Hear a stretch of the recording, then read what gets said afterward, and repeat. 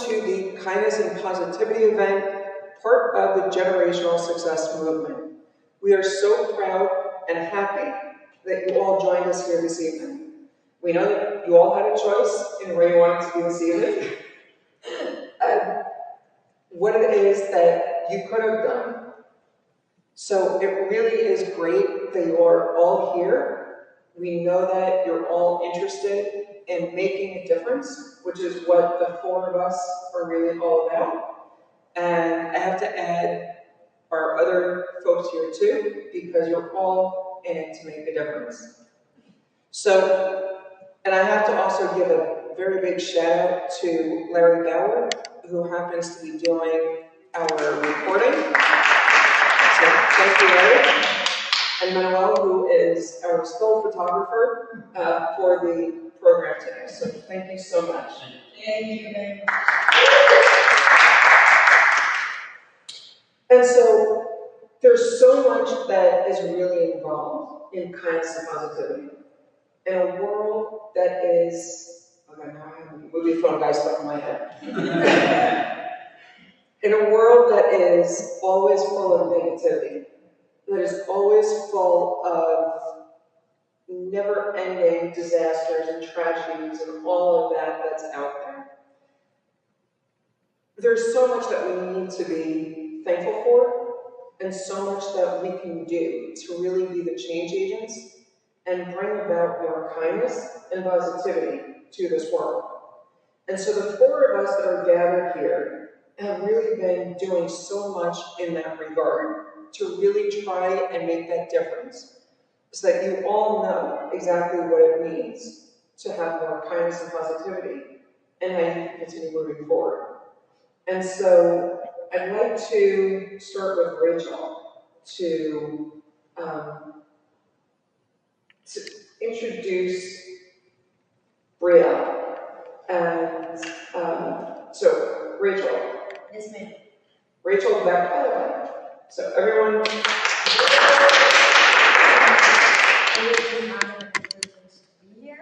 Thank you so much. Thank you so much for having me. These are incredible people. The words to describe Brielle Wohlenhaus, she is the voice for this generation. She is out there teaching her generation. She is a very strong leader. She has a very strong work ethic. She is and defines the word entrepreneur. She is a woman that you need to know. She is a powerhouse, and just stay tuned to see and learn more from Brielle Wohlenhaus. Thank you.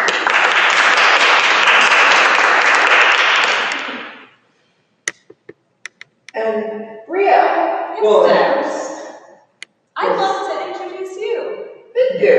So Jennifer, she is the CEO of Business Growth Strategies International. She also has multiple books that she's written, including It's the Bottom Line That Matters, which you can get on your way out.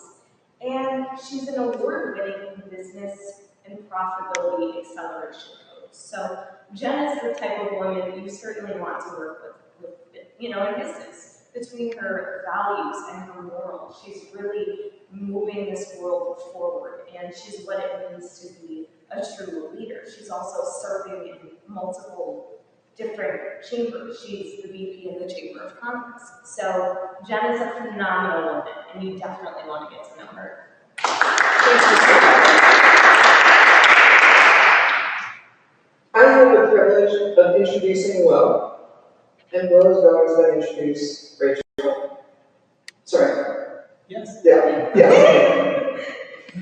Long day. Will Sullivan is one of those amazing souls who is out there to really make a difference. In everything that Will does, he really leads with kindness. He leads with positivity. He is always out there.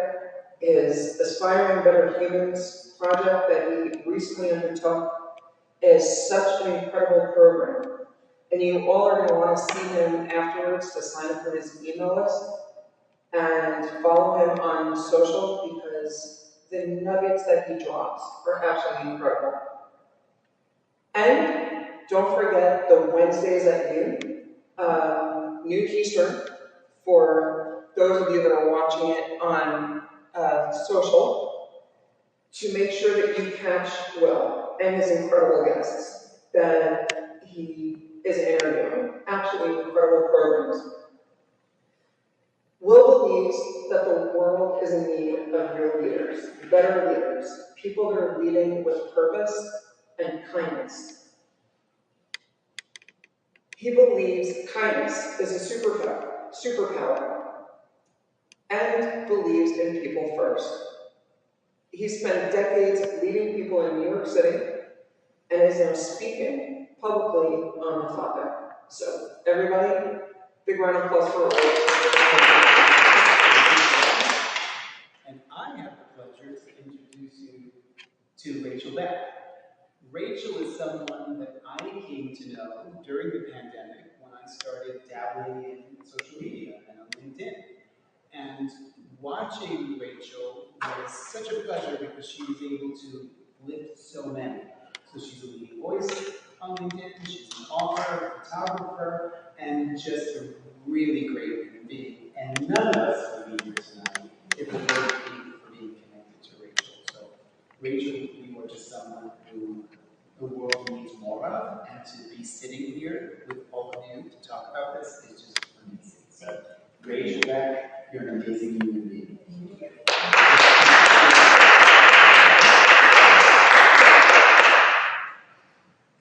And that is a great segue, because I believe that Rachel was our leader that brought us all together. She realized that there was that unique spark in all of us, and that we needed to be doing this program together. And so, as we jump into the topic of leadership, I think that this is an excellent way to start. And we know that there's so many different ways to look at leadership. What is it, though, about being a true leader? And what are the key takeaways that we need to think about as it relates to being a true leader?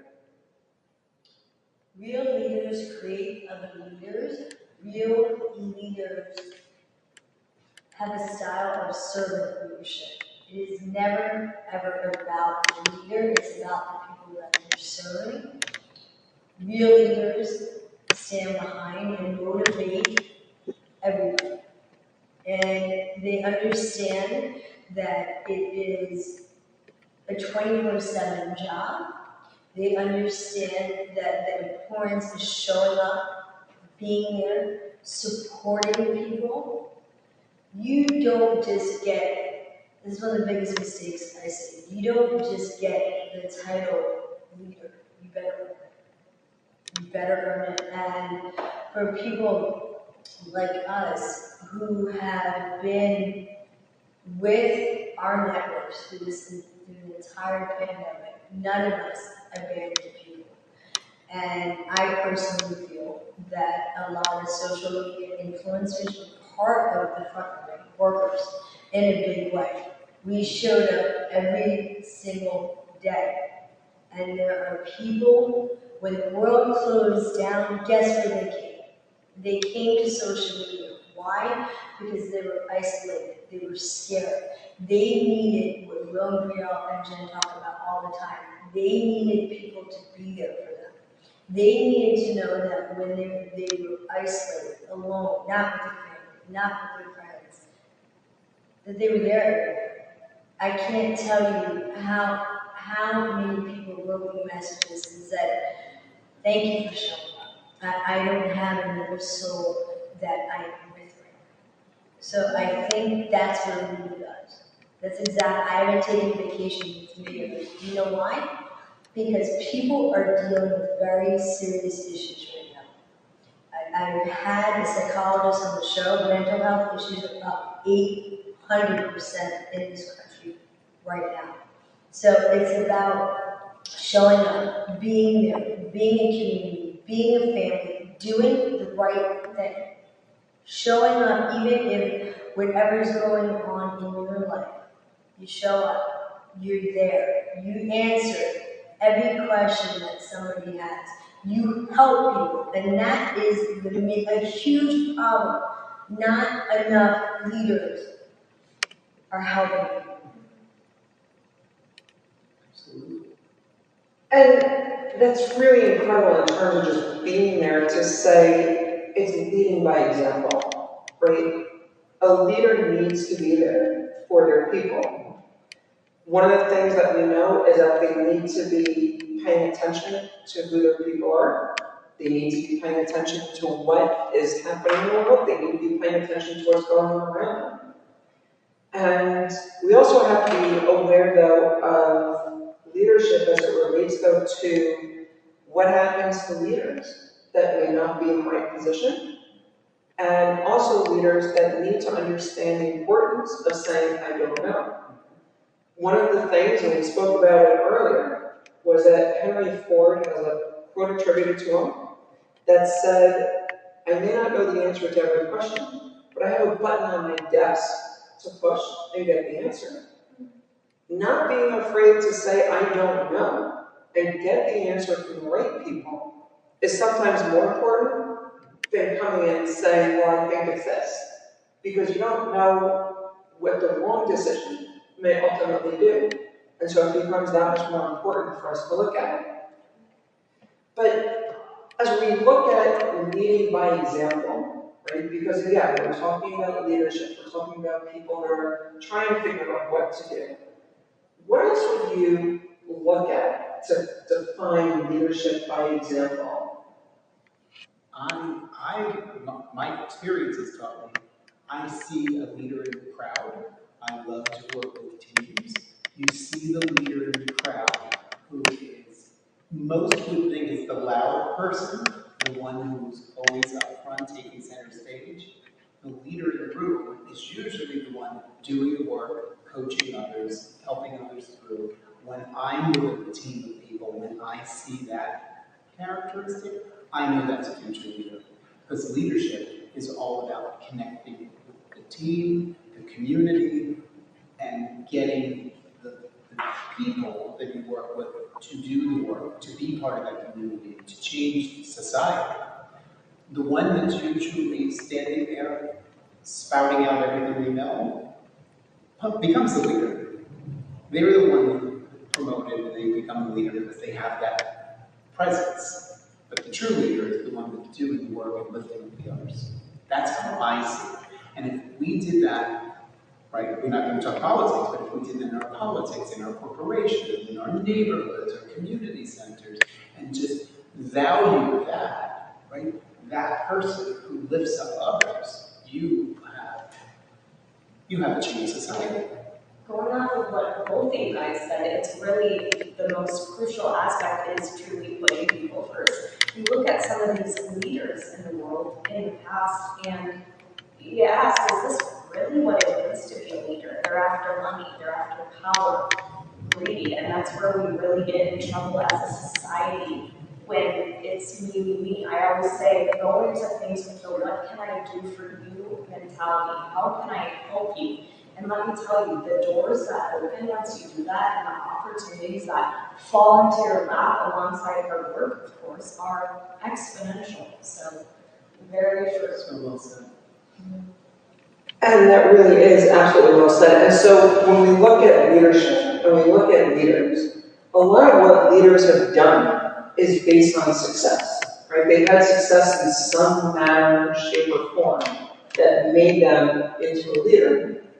And when we look at success, is there anything that you are implementing or using on a regular basis that really helps to separate you apart and to really drive that success? Absolutely.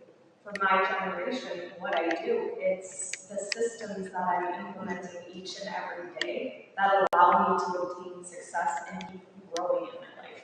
And oftentimes, these are things that people my age don't want to hear or they kind of turn a blind eye to. But the reality is, it takes a tremendous amount of hard work and sacrifices and discipline to get to where you want to be in life. And the thing about success is it's going to look different for Jen than me. Maybe it's going to look different for me and Rachel. But I believe it all stems down to what value you are providing in this world. And for me personally, that's to be the change that I want to see. Not just saying, oh, well, I wish that was different, or I wish that was different. It truly is implementing things into my life, and it's doing that behind closed doors and being that leader, that role model, and vocalizing all these things that I want to see change. And that is really a great idea, just being that agent of change to be driving that growth. So when we look though at what success looks like, right? I mean, we said it may look different for me than it looks for the three of you and for all of you. Let me ask you, Will and Rachel, what does success look like for you? I'll go first, and I'll give it to Rachel. Success for me has morphed and changed.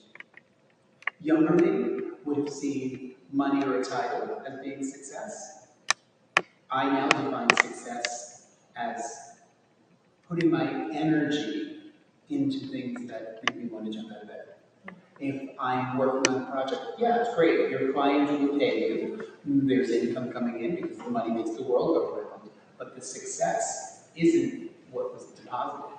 The success is that you hear back from the people you work with, the teams that you worked with, and the organization saying, you made us see this, you made us change that. That gets me excited, and that's success. So if I can do that with clients, if I can do that in community, if we can continue to do what we're doing on social media, that's success. And it may have zero to do with money.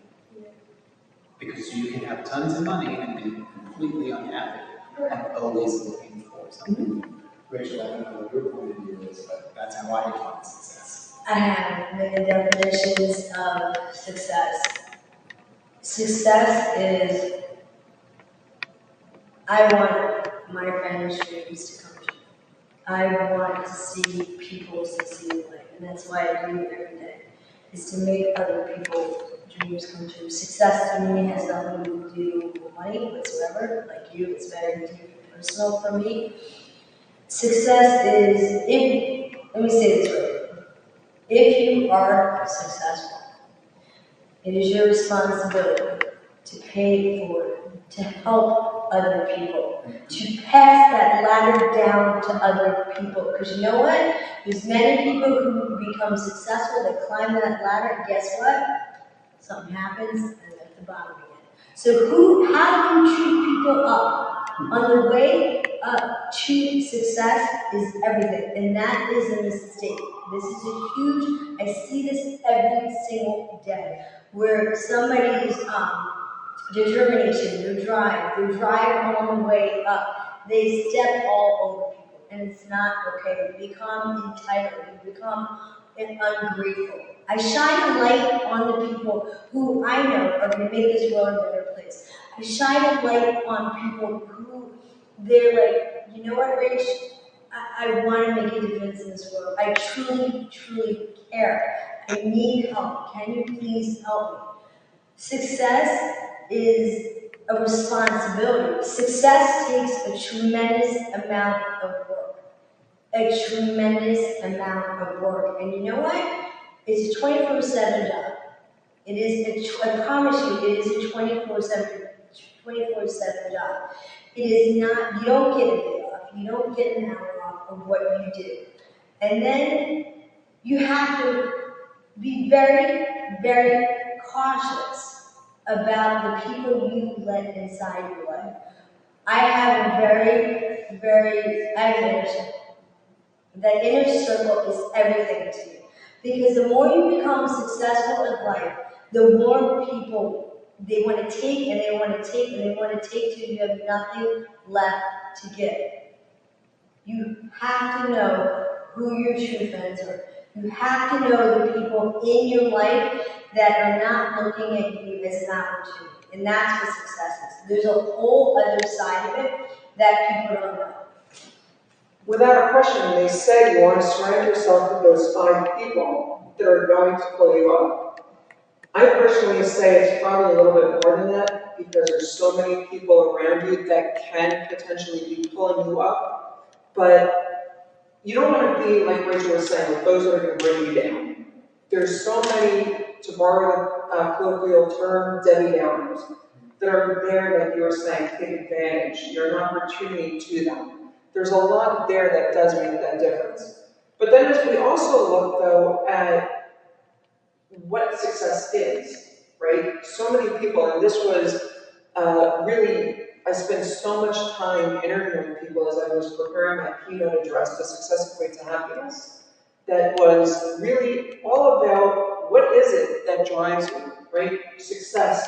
I want the house, I want the boat, I want the car, I want the vacation, I want. And then you get that. And then what?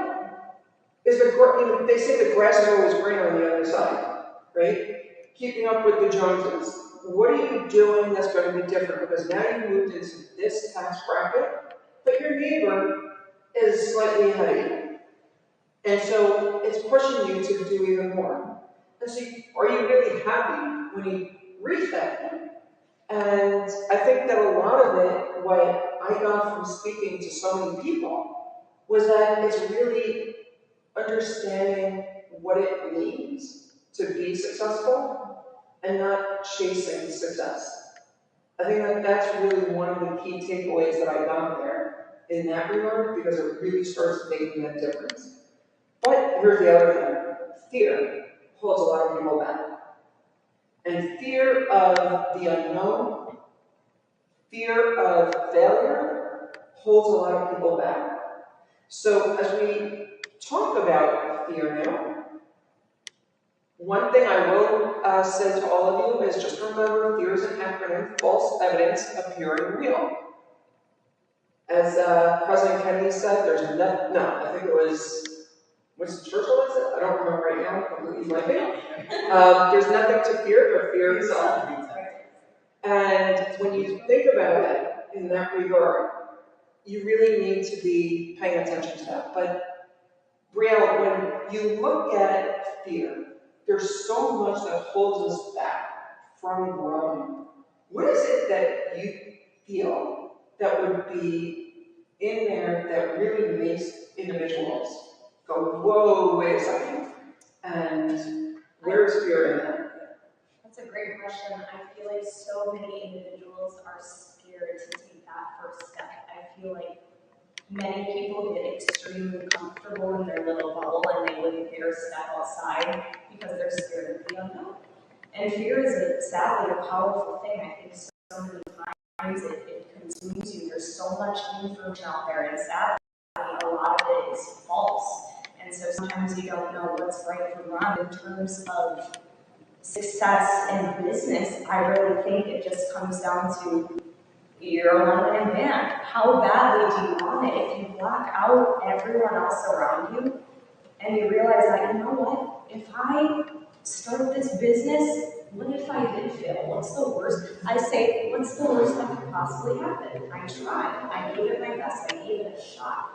And so my advice would be, if you're not somebody who's rather independent and you usually don't like to step outside your comfort zone, start small. Take a small step and see how you feel. Maybe you'll surprise yourself and realize, wow, I'm proud of myself. I'm really glad I made that first move.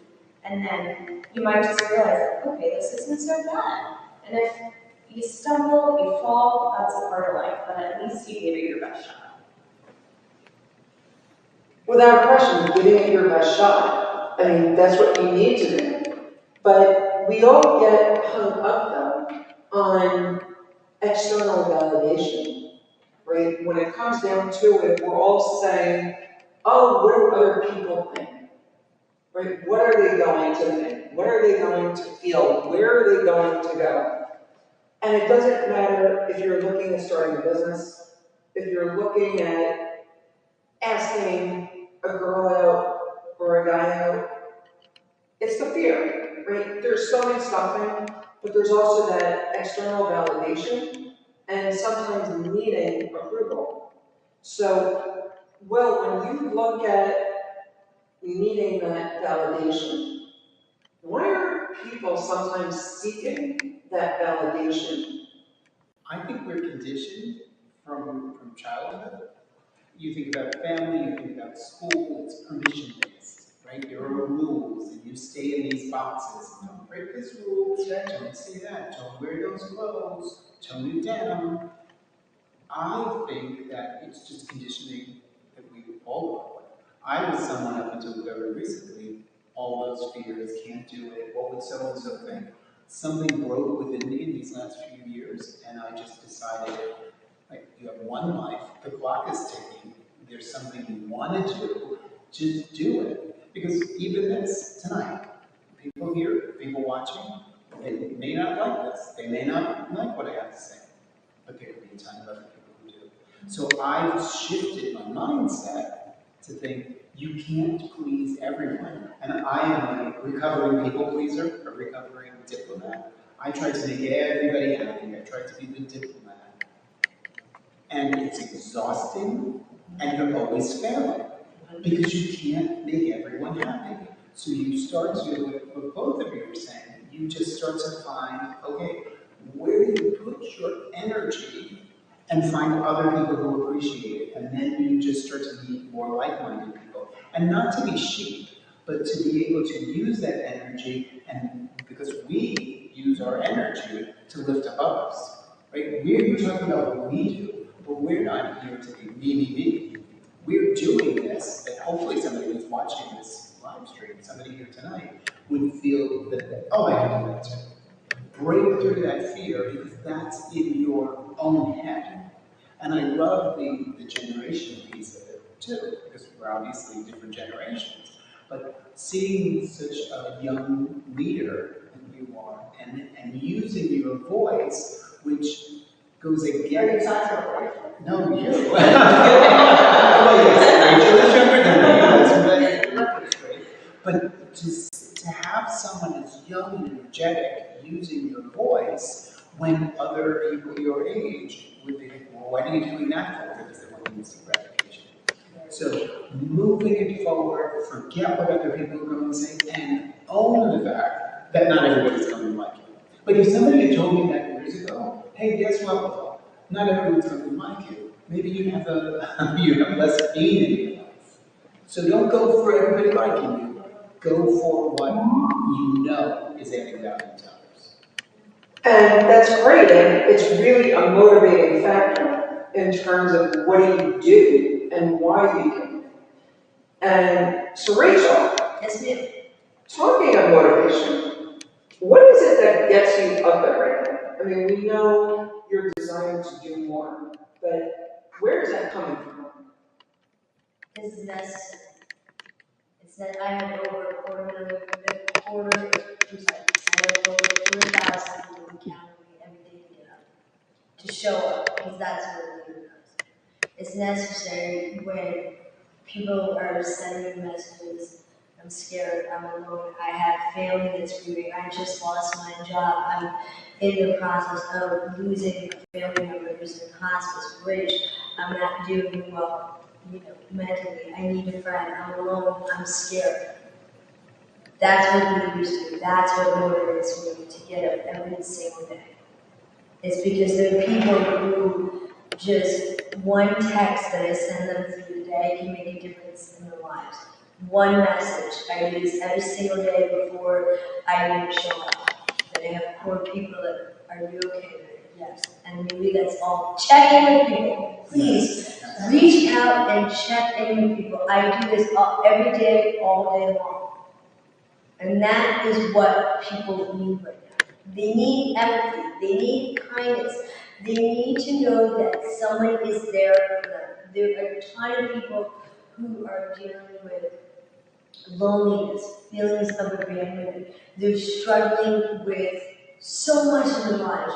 That's a reality. That's what's going on in this country, and that's what's going on across this world. What they need is people to be an empathetic leader, to rise to the occasion. And that is what we need right now. We need people to rise up and do the right thing. I love what you said, if I have a moment. I felt the need to use my presence to lift up others. I'm of the generation, I'm part of the LGBTQ, you know, I'm here with my husband tonight, and I always kept that part of my life quiet. And it was somebody's business. And it was just, I don't know, nothing I was ashamed of, but I was quiet. I'm less quiet about it now. And why I'm less quiet about it? Because of the fact that we are examples in different ways that you can be successful and have a life. Don't worry about it, and you just have to figure out what it is, what makes you jump out. It's necessary. I have that very same feeling. It's necessary to have these kinds of conversations that we're having tonight. And I love that we're having these conversations, and it's not just one type of person.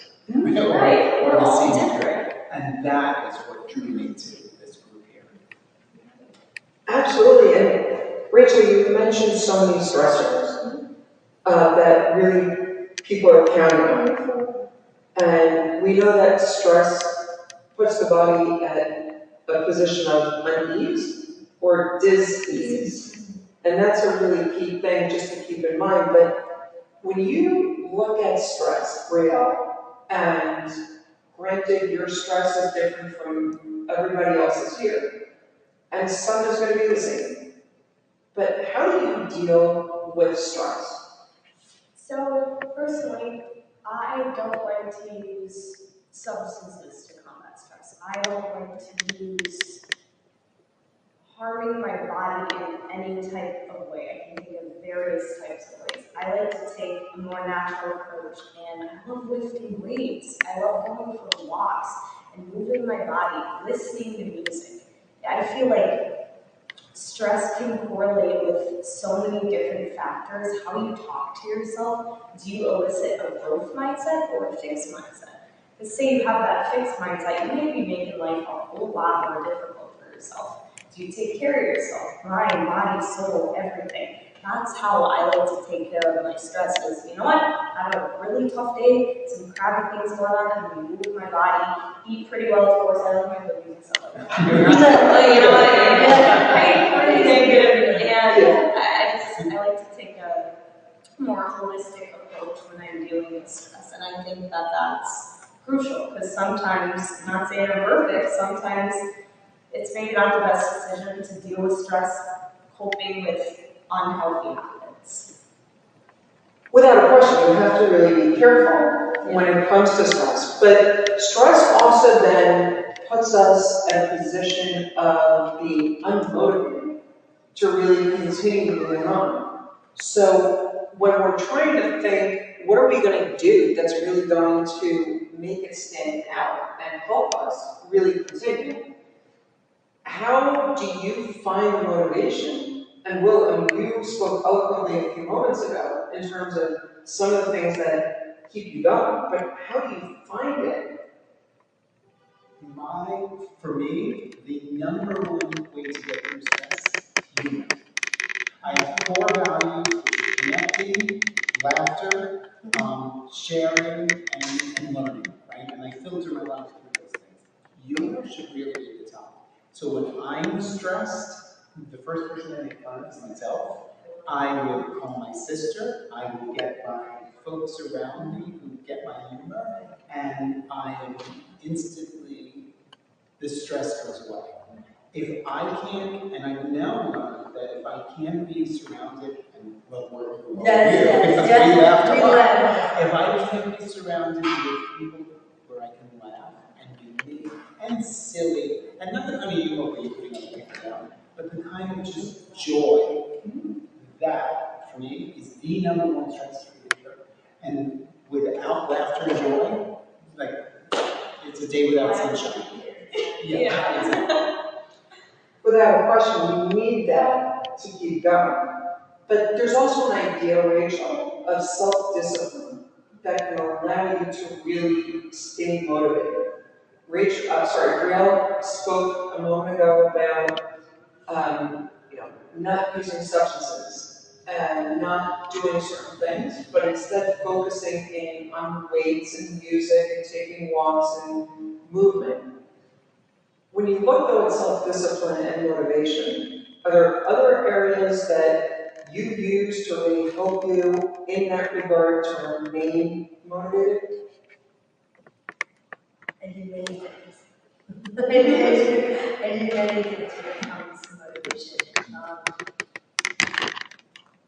I'm very disciplined. I have a very strong work ethic. I've been very blessed to have 4 mentors in my life and who have taught me the way, and so now I'm kind of trying to teach other people the way. I'm trying to show what it takes to be successful, that you need to put in the work, that like you guys have talked about, nothing is handed to you, it's never ever going to happen. I think it's important that we also try to send a message out to people that self-care is also necessary. I time block during my day. That's not negotiable for me. I have about 2 hours that belong to me. Whether it's, we talk about exercise, I get out, I just, I'm out in nature, as my love and passion is being outside in nature. For my time that I'm working on creativity, that is part of success. You need to learn also to say no. If I feel like I'm okay saying no, if it's not for me, or that is an important lesson that people don't want to do. And like you, I had problems in my training with people pleasing this and that part of me is gone. And I got rid of that about 17 years ago, and that part of me is never coming back. I'm okay saying no now. I'm okay saying, when someone says, okay, well, I do a lot of interviews. I have my kids interview people, other half I do interviews. So people are, can I have Saturday and Sunday? They say no. That's my time. And I'm really okay with saying that. And that's part, as you go and you keep going, you're motivated, you're determined, you're helping people, and you're doing what is necessary. If you don't have clear boundaries and you don't know that it's okay to say no, you have to say it, and you can say it in a very loving, kind, passionate way. And say, you know what, thank you, that is not this, my Saturday and Sunday, like, this belongs to me. And I still work on Saturday and Sundays, it's not what I'm saying. But, so, on that path to success, if you create this, and you're disciplined, and you're doing, let me just say this perfect way. I'm not going to do something that doesn't light up my heart and soul. I'm not going to do something that doesn't bring me joy. I've had 4 near-death experiences in my life. I do not waste my life. I am not going to do that. I am here for a reason. Otherwise, I would have been dead through my 4 near-death experiences. So I don't waste my time. And I wanted to suggest something real quick before, because I know I have to go. You were talking about stress, right? So there's 2, and I minored in psych, minored in gender studies. There are 2 forms of stress that some people don't know about. There's stress, and there's something called eustress. Eustress is a positive stress, right? So if you have the stress that people talk about, my life is very stressful, people have no clue. And then you have the eustress. So there is a good form of stress that can make you motivate you, can get it done. I'm not a procrastinator. I don't procrastinate everything. I have a list that goes through the week, that goes through my day. I know exactly what I'm going to do. I'd rather stay up till 1 or 2 o'clock in the morning, get everything done, and then get up, hit that ground running, and go, you know what? I completed everything. It's a brand new day. You're exactly what Brielle was talking about. It is your mindset, how you're approaching the world, what you're going to put into your day. You control your day. And I've been trying to teach this right now. Not saying that, think it takes to be a certain way, which is happening. And that was amazing, Rachel, just to start off with the discipline.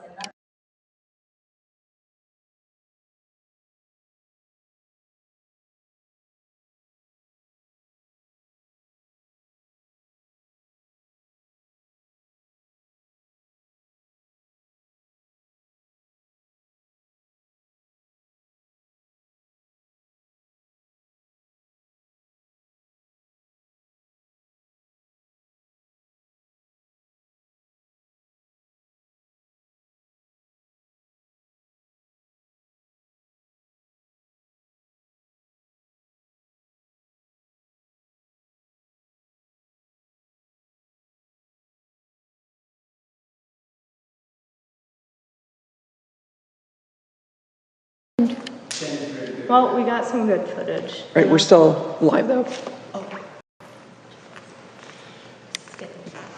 Technical difficulties, I folks, didn't- just one moment.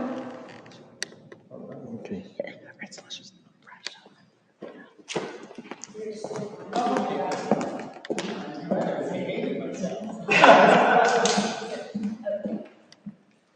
And we need, think about it, watching it. Yeah, so we apologize everyone, there's a little technical difficulty. But just to wrap it up, because I know that everybody's got things that they have to be doing, but it's amazing the power of no, right? We said that before. No, it's a full sentence. Yes, it is. It is absolutely a full sentence, and knowing that what it is that you're doing and saying no is really powerful. And it's also knowing the mindset, like you said, right? There's also something that I teach my clients, and that is the millionaire mindset or the dollars and cents mindset. Too many people are focused on the dollars and cents. They're not focused on the millionaire mindset. And here's where it matters. Rach, you said you have 4 near-death experiences. Said 1 2 weeks ago. You keep a constant eye on time, and you don't waste it. The millionaire mindset asks, how much time is this going to take? Not how much is this going to cost. You can get more money at any time. You can get more, any commodity. The only one you cannot is time. And so you really need to understand the power of no. You need to understand the power of goals. When you set your goals and you know what it is that you're really trying to do, and you're motivated to complete those goals, like you were saying, you get done by 1 o'clock. If that's what it takes, you get them done and you start your next day. Yes, ma'am. One of my coaches calls it an incomplete list, not a to-do list. Because as soon as you write it down, it's incomplete. Right? It's not a to-do list. You need to keep moving forward. If you think about Warren Buffett, he says, write down 11 goals. Take the top 1 that you need to do and ignore the other 10 until you have that one done. It's incredible to think that way, right? When you can focus your time, you focus your mind, you focus what it is that you're doing, you can now really get into that growth mindset that you mentioned, Brielle. You can get into that millionaire mindset and get out of this rut that you find yourself in. And then you are more positive in what you're trying to do. You can then be more kind to more people. You can be doing so much with what it is that you're doing.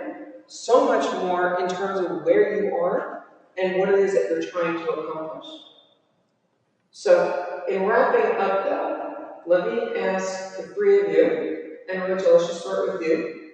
What are your final parting words for our event this evening?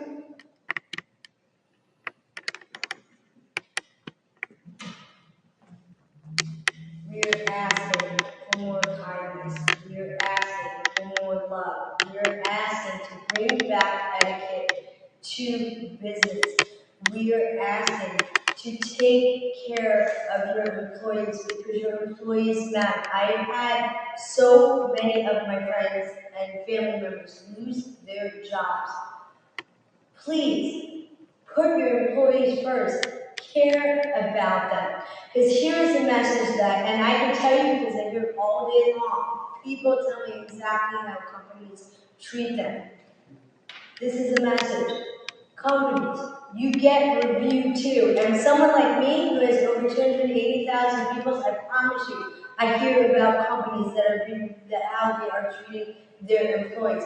Take care of them. Do the right thing. I had a friend who just lost his job. And it's his story to share, and he is going to be sharing it.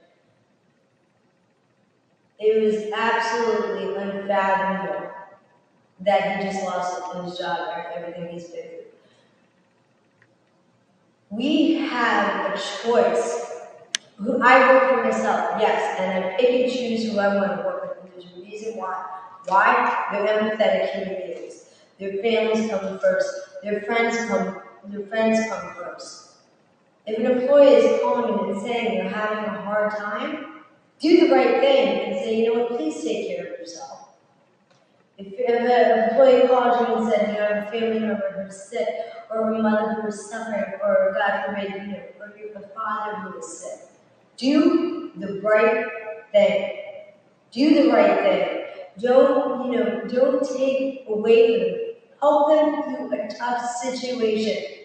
It is the human thing to do. And this is where companies are failing. And this is why you see, and there are people that are going to be changing this culture. I promise you. It is coming. We are going to teach the way to do business right. Powerful.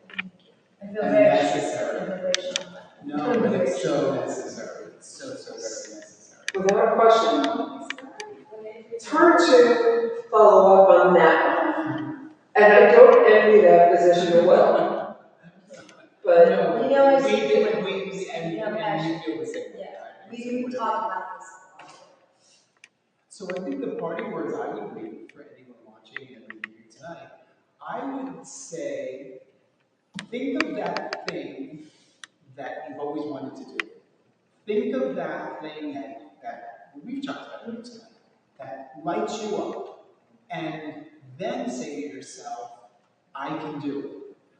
Go out there, look at us through social media, how we were able to find each other. It's a big world. There's lots of people, so don't feel isolated. And it drives me more and more when you think about the communities we can build in a social environment, that if you can be that light, be the light. But I would say anybody watching this in my party words would be very much, if there is something that keeps you up and keeps you going, that may be your calling. You need to do it and block out what everybody else, because most of the world is going to tell you not to do it. Mm-hmm. And so you have to know that thing is so strong, you just, through discipline, Brielle's talked about that brilliantly, through discipline and being able to follow that, find your people, and you will achieve great things. So that's what I would say to anybody who's watching.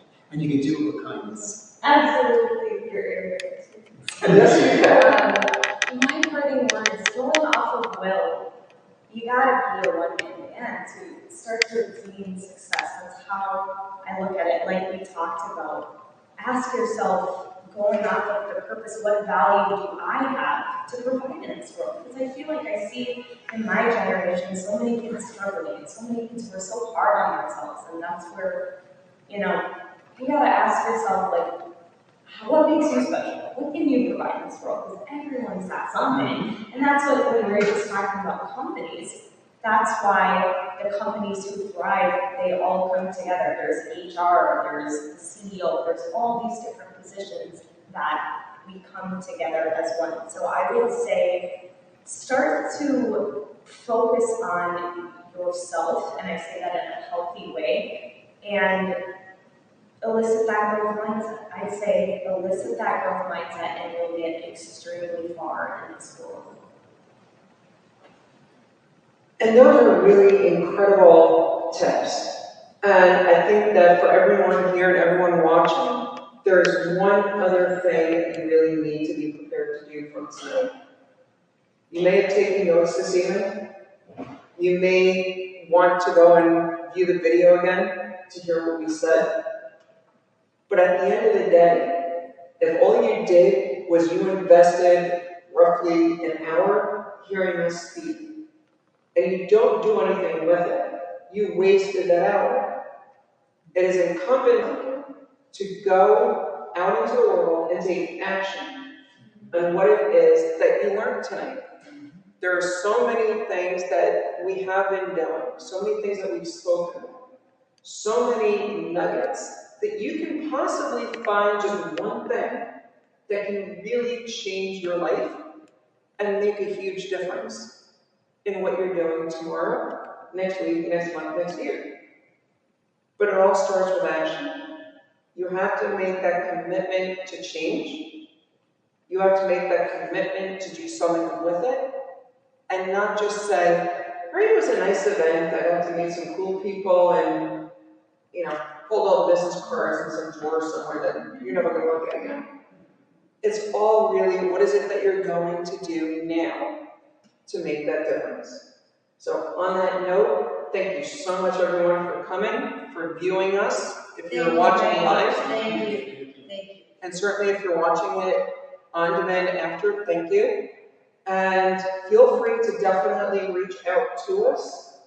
I'm just going to ask you really quick, how do people find you online so that they know how to connect?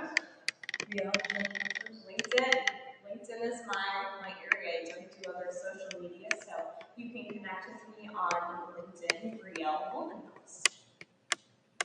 Same, LinkedIn is my platform of choice, and that's where you find me most. But I've also launched a website, aspiringbetterhuman.com, that I'm starting to build out, and would love to be able to book calls and companies. Because what we talked about here tonight, I'm on a mission to be able to do exactly that. Help companies become healthy. It's about people first. You can find me on LinkedIn, and I highly recommend that you connect with Jennifer Glass, Brielle Wohlenhaus, and Will Sullivan. And Rachel. Thank you. Yes. Thank you so much, Jennifer, Thank you. This is wonderful. for everything. And thanks to Jen for moderating this event. Thank you. And again, you can find me on LinkedIn too, in addition to a couple of the other social media platforms. So again, on behalf of the four of us, the Generational Success Movement, you will be seeing us again in a town near you possibly. Yes, you will. This is the We first of know many. exactly where we're going to show up. Yes. And so again, thank you so much for coming. Get home safe, stay safe, and again, take action.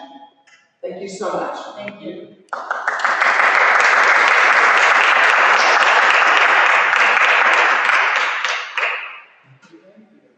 Well, thank you, everyone. Thank you. Thank you. That was